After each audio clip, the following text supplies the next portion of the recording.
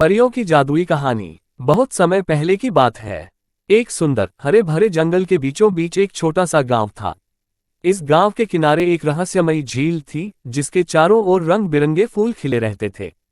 कहा जाता था कि इस झील के आसपास परियां रहती हैं, लेकिन किसी ने उन्हें कभी नहीं देखा था। गांव की सबसे जिज्ञासु लड़की थी आर्या। उसकी आंखों में हमेशा नई चीजें जानने की चमक रहती थी।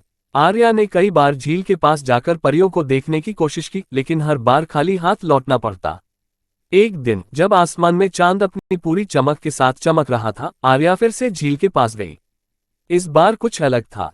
झील का पानी हल्के नीले रंग में चमक रहा था और हवा में एक मधुर संगीत गूंज रहा था। आर्या ने ध्यान से देखा तो अचानक झील के बीच में एक छोटी सी चमकती हुई रोशनी दिखाई दी। धीरे धीरे वह रोशनी आर्या के करीब आए और उसने देखा कि वह एक परी थी, छोटी सी, सुनहरे बालों वाली, और उसके पंख तितली की तरह चमक रहे थे। परी ने मुस्कुराते हुए कहा, तुम्हारी जिज्ञासा और दयालुता ने तुम्हें यहाँ तक पहुँचाया है। अब तुम्हें परियों की दुनिया में जाने की अनुमति है। आर्या ने परी के साथ हाथ मिलाया और देखते ही देखते वह झील के पानी में कूद पड़ी। जैसे ही वह पानी में उतरी, एक नई दुनिया उसके सामने थी। एक ऐसी दुनिया जहां आसमान गुलाबी था और चारों ओर फूल ही फूल थे। परियां वहां झूले झूल रही थीं, संगीत बजा रही थीं और हंसी खुशी के साथ खेल रही थीं। आर्या ने उस जादुई दुनिया में खूब समय बिताया और जब वह वापस गांव लौटी तो उसके हाथ में एक चमकता हुआ फूल था।